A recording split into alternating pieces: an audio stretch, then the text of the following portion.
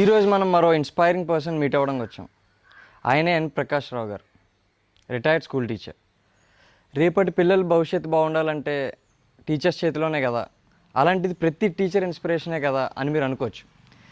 కానీ ప్రకాష్ రావు గారే ఎందుకు ఇన్స్పైరింగ్ అన్నానో ఈ విజువల్స్ చూస్తే మీకు తెలుస్తుంది.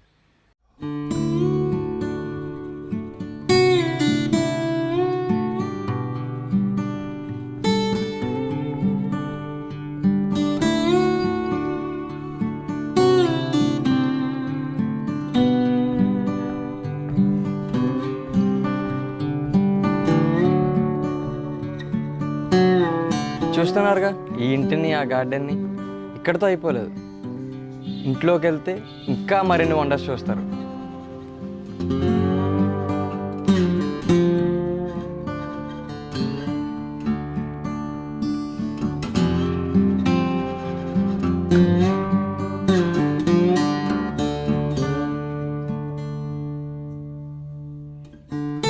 ప్రకాష్ రావు గారికి పెయింటింగ్ మీద ఉన్న ప్యాషన్తో ఆయన ఇల్లు మొత్తం పెయింటింగ్స్తో నింపేశారు.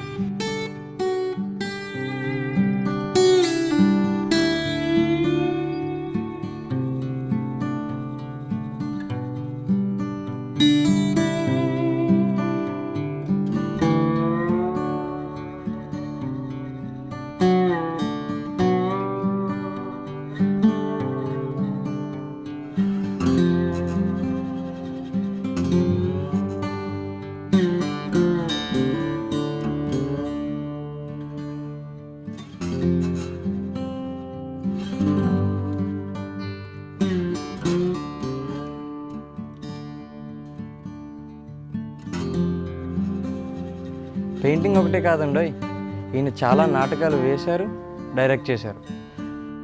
అంతేకాదు 10,000కు పైగా పాటలు స్మ్యూల్ యాప్లో పాడారు. ఈయన గురించి మరిన్ని విషయాలు ఆయన మాటలోనే తెలుసుకుందాం. సో చెప్పండి సార్, మీ జర్నీ ఎలా స్టార్ట్ అయింది? ఈ జర్నీ స్టార్ట్ చేసేందుకు మీ ఇన్స్పిరేషన్ ఏంటి? మొదట ఇంటర్ వరకు బాగా చదివాను. ఇంటర్ తర్వాత నాన్నగారు పురోహిత్యం చేద్దు కానీ అని చెప్పేసి నన్ను వదిలేశారు, చదివించకుండా.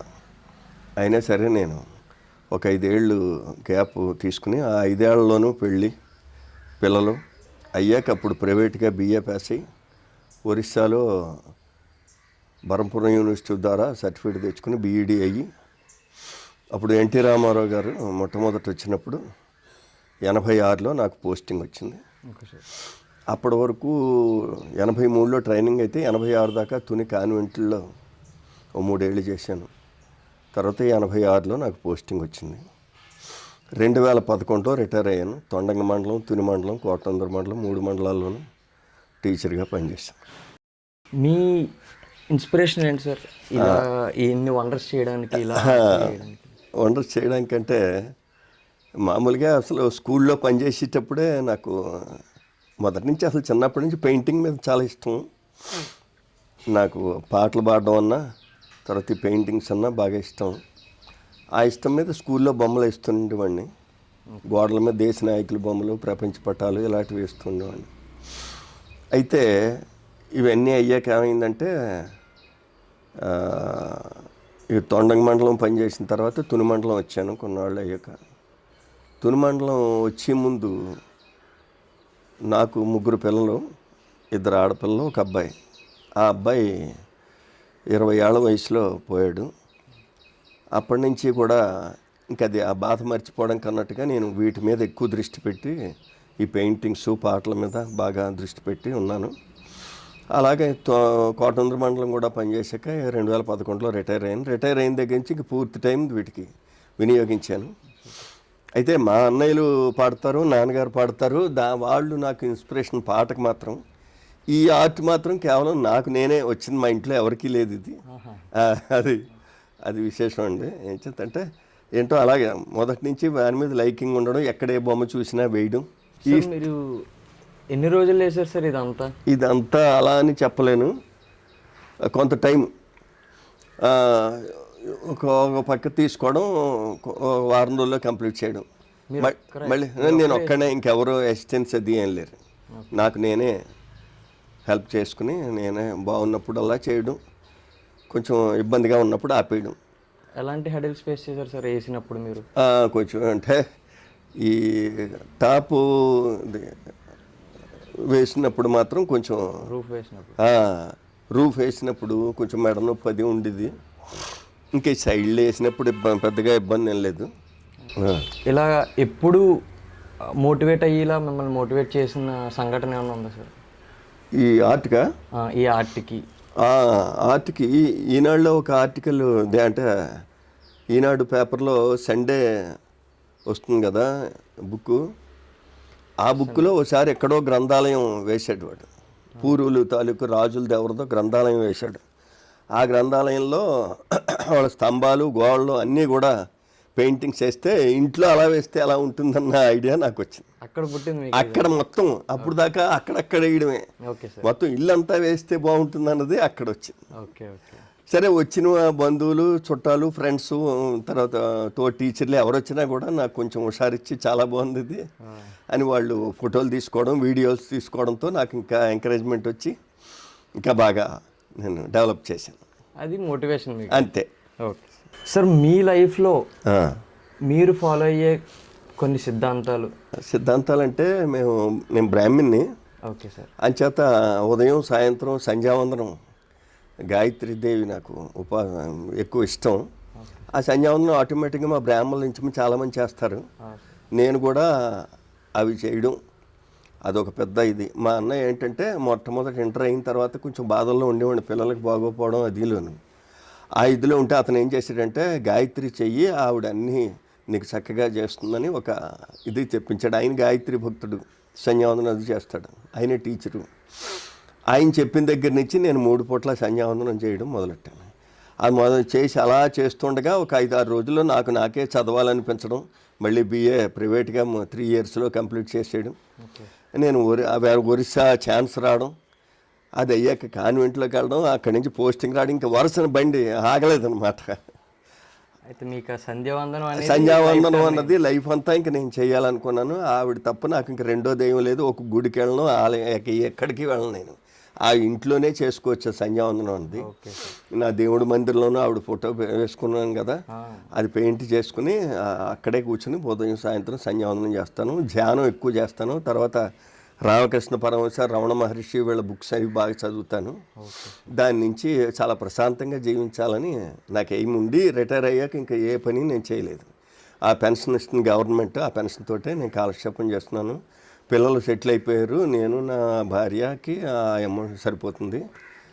అని చేత ఇంక నేను ఎర్నింగ్ అన్నది పక్కకు పెట్టేస్తాను. వాటితోటి ఇవన్నీ నేను చేయలేనని ఇప్పుడు దాకా కష్టపడి ఇప్పుడు రిలాక్స్ అవి ఇంక శేష జీవితం ప్రశాంతంగా గడపాలన్న ఉద్దేశంలో ఇంక నేను అన్నీ వదిలేసి ఇలా ఫ్రీగా ఉంటాను. ఈ ఆర్ట్ ఒకటేనా సార్, లేదా ఎక్స్ట్రా మీకు టాలెంట్? ఆ టాలెంట్ నేను ఆర్కెస్ట్రాలో పాడుతుంటాను, ఘంటసాల పాటలు పాడతాను. ఎన్నో ప్రోగ్రామ్స్ చేసాము, ఇప్పటికీ చేస్తున్నాము. అది కూడా నాకు ఆ టాలెంట్ ఉంది. యాక్టింగ్ ఏమైనా ఇంట్రెస్ట్ ఉందా సార్? యాక్టింగ్ కూడా నేను ఎన్నో నాటకాలు వేశాను, డైరెక్ట్ చేశాను. సాంఘిక నాటకాలు, పౌరాణికం కాదు. నేను ఎక్కడ పని చేస్తే అక్కడ ఆ పిల్లల చేత, ఆ ఊళ్ళో కుర్రాల చేత నేను నాటకాలు వేయించడం. డైరెక్టర్ని ఒక యాక్టర్ ఏమైనా సైడ్ అయిపోతే అది నేను వేసేయడం. అలా కూడా నాకు యాక్టింగ్ కూడా టచ్ ఉంది. మంచి ప్రశ్న అడిగారు. అది నేను చెప్పలేదు ఇప్పుడు దాకా. నాకు యాక్టింగ్ ప్లస్ తర్వాత ఈ గార్డెనింగ్ కూడా నాకు చాలా ఇష్టం. మొక్కలు చూస్తుంటే తెలుస్తుంది సార్, ఈ మొక్కలు పెంచడం మీద కూడా చాలా ఇంట్రెస్ట్. ఎంచేతంటే ఇప్పుడు 1 ఇయర్లో ఎక్కువ కాలం వేసవి కాలంలాగే ఉంది. ఒక్కపోత అది దానికి ఇంక ఈ చెట్లు తప్ప మనం రక్షించేవడం లేదని ఇంటి ముందు ఇంటి వెనక బాగా నేను గార్డెన్ పెంచుకుని. ఎవరో అన్నారు మీరు ఎక్కడికి వెళ్ళాలని ఉండదండి, ఎక్కడికి వెళ్ళాలి, నాకు ఇల్లే స్వర్గం. నేను క్షేత్రాలకి ఆలయాలకి కూడా ఎక్కడికి బయటికి వెళ్ళను, యాత్రలు కూడా నాకు ఇష్టం ఉండదు. ఇంట్లోనే అలా ప్రశాంతంగా దైవధ్యానం చేసుకుంటూ హాయిగా నా ఆర్ట్స్ నేను చూసుకుంటూ ఉండడం ఉంటుంది. ఈ సెల్లో స్మూల్ యాప్ అని ఉంటుంది, అందులో పాడుతూ ఉంటాను. ఇప్పటికి 10,000 పాటలు పాడాను అందులోను. ఇదండి సార్. మీరు అసలు ఈ ఆర్ట్స్ అవన్నీ వేద్దామని థాట్ ఎలా వచ్చింది? అంటే ఏదన్నా మిమ్మల్ని ఇన్ఫ్లుయెన్స్ చేసిందా? అదేం లేదు, నాకున్న సరదాని ఉపయోగించుకుని అంతే. మొదటి నుంచి నాకు ఆర్ట్ మీద ఇంట్రెస్ట్ ఉంది, అదే కారణం. అంతే, కొంచెం డెవలప్ చేసుకుందాం, బాగా చేసుకుందాం అని. ఈ బాధ, లోపల ఉన్న బాధ మర్చిపోవడానికి ఇంకా ఆ వేసినంతసేపు కూడా మరో ప్రపంచంతో సంబంధం ఉండదు. ఆ ఆర్ట్ ఉన్నది ఓ పాట పాడినా అలా ఇమ్మెన్స్ అయిపోతాను నేను అందులో, ఇంకా బాగా లీనమై ఉంటాను. అది చాలా ఆనందం కలిగిస్తుంది నాకు. Okay sir. అది నెక్స్ట్ ప్రాజెక్ట్ ఉన్నాయి. ఎంచేతంటే ఇప్పుడు ఇలాగ గోడలన్నీ అయిపోయి కదా ఇంటికి వాళ్ళు షీట్స్ మీద వేసి ఎవరికైనా గిఫ్ట్ అది ఇస్తే బాగుంటుందన్న ఐడియా ఉంది. ప్రెజెంట్ చేద్దామని అలా ఉంది. తర్వాత పాటల్లో కూడా ఇంకా అలాగే ప్రోగ్రామ్స్కి వెళ్తూ ఇంకా అలాగే చేసుకో, ఇంకంతకంటే ఇంకా ఇప్పుడు ఏమిటుంటాయి ఇంకా. అంటే మా జనరేషన్కి డిప్రెషన్ అంటే మేము వేరే థాట్ ప్రాసెస్లోకి వెళ్ళిపోతాం. మీరు ఆ డిప్రెషన్ నుంచి బయటికి ఎలా వచ్చా అంటే మిమ్మల్ని చూసి ఎలా ఇన్స్పైర్ అవ్వాలి? రైట్, మంచి ప్రశ్న వేశారు. దానికి ఏంటంటే అసలు మన జీవితం ఎలా ఉండాలన్నది ఏదన్నది ఎప్పుడో దైవం మన పుట్టక ముందే రాసేసాడని నాకు నమ్మకం. దాని ప్రకారంగా జరిగిపోతుంది. అంచేత మనం టెన్షన్ పడక్కర్లేదు. మనం భగవంతుడికి దండం పెడుతున్నాం, కానీ మనకి బాధ అంతా మనం పుడుతున్నాం. మరి ఆయనకి దండం పెట్టినప్పుడు ఆయన ఏదో చేస్తాడన్నప్పుడు మనం ఎందుకు బాధపడాలి? ఆ బాధ కూడా ఆయనకే వదిలేద్దాం. అది నా ఉద్దేశం. మనం చేయాల్సింది చేద్దాం. ఇంకా కష్ట సుఖాలతోటి కానీ లాభ నష్టాలతోటి కానీ మనకి సంబంధం లేదు. ఆ రెంటి యందు సమదృష్టితో ఉండమని భగవద్గీతలో కృష్ణుడు కూడా అదే చెప్పాడు. కష్టాలు సుఖాలు లాభాలు నష్టాలు అవమానం సన్మానం ఇవన్నీ కూడా ఎప్పుడు ఎలా ఏ టైంకి ఏం జరిగిపోవాలో జరిగిపోతాయి. అలాంటప్పుడు మనం ఎందుకు టెన్షన్ పడడం? రానివ్వడమే, ఏదొచ్చినా స్వీకరించడం. అది నేను చెప్పేది ఎవరికి. నేను అలాగే చేశాను. బాధని సంతోషాన్ని ఉద్యోగం వచ్చినప్పుడు నాకు చాలా ఆనందం. ఎంచేదంటే నాకు ఉద్యోగం వస్తుందని అనుకోలేదు. ఒక పురోహితుడిగానే నేను సెటిల్ అవుతానని అనుకున్నాను నేను. కానీ అనుకోకుండా నాకు ఆ గవర్నమెంట్ జాబు వచ్చింది. ఆ వేళ ఎంతో ఆనందం కలిగింది. మళ్ళీ నా కొడుకు పోయినప్పుడు అంత బాధ వచ్చింది. ఈ రెండు కూడా అప్పుడు అది రావాలి వచ్చింది, ఇప్పుడు ఇది రావాలి ఇది వచ్చింది. ఆయన ఎప్పుడు ఏది ఇస్తే స్వీకరించాలి. ఆ నిర్ణయానికి నేను వచ్చాను. మీకు కూడా అందరికీ కూడా నేను అదే చెప్తాను.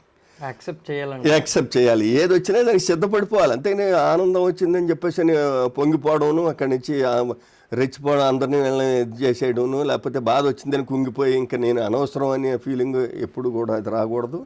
ఒకసారి ఆనందం వచ్చిందంటే వెనకాతలే దుఃఖం కూడా ఉంటుంది. దానికి సిద్ధపడి కొంచెం తగ్గి ఉండాలి. అలాగే బాధ వచ్చిందని కుంగిపోక్కర్లేదు. నెక్స్ట్ మళ్ళీ ఆనందం ఉందన్న దానికి సిద్ధంగా ఉండాలి. ఆ జీవితం ఏంటంటే ఎవరి జీవితంలో కూడా రెండూ ఉంటాయి. లాభ నష్టాలు కష్ట సుఖాలు అవమానం సన్మానం ఇవి లేకుండా ఎవరి జీవితం ఉండదు. ఈ భూమి మీద బతికినవాడు అలా కూడా ఇవన్నీ ఫేస్ చేస్తున్నవాడే. అంచేత ఏంటంటే అందరికీ చెప్పేది అది. మనం చేసి కృషి చేస్తూ దర్జాగా హాయిగా కాలక్షేపం చేయాలి. ఏదొచ్చినా ఫేస్ చేయాలి. అది నేను చెప్తాను. మీ పాయింట్ ఆఫ్ వ్యూలో సక్సెస్ అంటే ఏంటి సార్? సక్సెస్ అంటే మన కృషే మనకి సక్సెస్ అంతే. నేను అప్పట్లో నాన్నగారు ఇంటర్మీడియట్ అయ్యాక నువ్వు పౌరుషం చదివి కానీ నేను చదివించలేనన్నారు. కానీ అలా అక్కర్లేదండి, పరీక్షలు రాస్తాను ఇంటి దగ్గర చదువుకోవచ్చు అని చెప్పేసి బుక్స్ తెచ్చుకుని కాకినాడ ఐడియల్ డిగ్రీ కాలేజీలో పరీక్షలు రాసి 3 yearsలో BA కంప్లీట్ చేశాను. కంప్లీట్ ఎప్పుడైతే చేశానో అనుకోకుండా ఇక్కడ ఛాన్స్ రాదు, ఒరిస్సాలో బరంపురం యూనివర్సిటీ ద్వారా అక్కడ ఛాన్స్ ఉంది, ఓ 3,000 డొనేషన్ తీసుకుని ఓ ప్రైవేట్ కాలేజీలో సీట్ ఇస్తున్నారని అంటే అక్కడికి వెళ్ళిపోయాం. అక్కడికి వెళ్ళిపోయి ఇక్కడ భార్య పిల్లలను వదిలేసి తల్లిదండ్రుల దగ్గర అక్కడికి వెళ్ళి అది చేసాం. అలాగేంటంటే అది అనుకోకుండా మన నడిపిస్తుంటుంది. ఆ టైంకు మనం నడుస్తూ ఉండడం ఇంకా ఆటోమేటిక్గా. అలాగే ఎవరు ఏదవ్వాలో అది అయిపోతాం, ఇంకా దాన్ని ఆపలేం. ఒక టీచర్గా అవ్వాలనుకున్నాం, గట్టిగా మనం అవ్వాలనుకున్నాం, భగవంతుడు తోడయ్యాడు, అయిపోయాం అంతే. ఒక ఆర్టిస్ట్ అవ్వాలనుకుంటే అది అయిపోతాం, ఒక సింగర్ అవ్వాలనుకుంటే అది అయిపోతాం. అంటే మనం అనుకోవడంలో ఉంది, స్ట్రాంగ్ డెసిషన్ తీసుకోవాలి. అది మన పైకి తీసుకొచ్చింది. సార్ మీరు ఒక విషయాన్ని ప్రపంచంలో మార్చాలి, మార్చితే బాగుండు అనుకున్నది అంటే మనం మార్చితే అవదు, కానీ అధికారులైనా లేకపోతే దాన్ని నాయకులైనా వాళ్ళు మారిస్తే బాగుంటుంది అనుకున్నది. ఈ తాగుడు అలవాటు ఒకటి నిర్మూలిస్తే మద్య నిషేధం అది చేస్తే చాలా బాగుండు అనుకుంటాను. ఏం చేతంటే ఎన్నో కుటుంబాలు ఘోరంగా ఇదవుతున్నాయి. అయితే దానివల్ల ఉపయోగం ఉందంటారు, ఉపయోగం కంటే కూడా అనర్థమే ఎక్కువ. మొత్తం తను సంపాదించిందే తక్కువ, అదంతా కూడా కుటుంబం ఎంజాయ్ చేయాల్సింది తను ఒక్కడే ఆనందంగా అందులో మునిగి తేలుతుంటే వీళ్ళు పాపం నానా బాధపడి ఆ పిల్లల్ని పోషించలేక ఆడవాళ్ళు ఎక్కువ కష్టపడతారు. అంచేత అది పూర్తిగా నిర్మూలన చేస్తే బాగుంటుందని అనుకుంటున్నాను. అయితే దాని మీద మరి ఆదాయం వస్తుందనో లేకపోతే వీళ్ళు శ్రమ పడి వాళ్ళకి అది ఉండాలనో అంటే మరి దానికి మనం ఏం చెప్పలేము. తర్వాత స్మోకింగ్ ఒకటి నాకు అసలు నచ్చని హ్యాబిట్. అది కూడా మన లోపల లంగ్స్ని దెబ్బతీస్తుంది. మా అన్నయ్య గారు అలా కొంచెం ఎర్లీగా పోయారు ఈ స్మోకింగ్ వల్ల. ఆయన లేకపోతే ఇంకా ఉండవలసిన మనిషి నిరంతరం అలా స్మోకింగ్లో ఉండేవాడు. అది కూడా నాకు అస్సలు నచ్చదు. ఇప్పుడు ఆ బ్యాడ్ హ్యాబిట్స్ ఏవి లేకపోవడం నుంచే మనం 70 కాదు 80 వచ్చినా చక్కగా ఉంటాం, కుటుంబానికి ఎంతో ఉపయోగిస్తాం, పిల్లల వల్ల మంచి తండ్రి అనిపించుకుంటాం, మనవల వల్ల మా తాతగారు గొప్ప అనిపించుకుంటాం, భార్య వల్ల మంచి భర్త నా భర్త అనిపించుకుంటాం. ఇది కదా గ్రేట్, ఇది కిక్కు. అంతేగాని బ్రాందీ కానీ సిగరెట్ కంటే కూడా ఒక మంచి వ్యక్తి అనిపించుకోవడం పెద్ద కిక్ అని నా ఉద్దేశం అంటారు. ఎడిక్షన్స్ వద్దంటారు మీరు? వద్దు అని ఇలా బ్యాడ్ హ్యాబిట్స్ ఏవి లేకుండా అలాగే గుట్కా ఇవేవి తీసుకుంటారు. అవి కూడా మరి ఆరోగ్యం తగిలేట్టే పాడు చేసేస్తున్నాయి. అలాంటివి ఏవి లేకుండా మంచి కాలం ఉంటే బాగుంటుంది అనుకుంటాం. సో థ్యాంక్స్ సార్, మొత్తానికి మీ దగ్గర నుంచి చాలా నేర్చుకున్నాం. అయ్యో, ఇంకా మీరు ఎప్పుడు మాకు ఇలా ఇన్స్పిరేషన్గా నిలిచి ఇలా ఇంకా ఎన్నో వండర్స్ చేయాలి మీరు. చేస్తాను, తప్పకుండా అన్నీ చేస్తాను. ఇంకా ఫర్దర్గా మీరు యాక్టింగ్ కూడా స్టార్ట్ చేస్తారు. అలాగే ఆ యాక్టింగ్ కూడా మీలో కళ ఉంది, అది కూడా మేము దాన్ని కూడా ఆదరిస్తాం. అలాగే. నమస్తే అండి.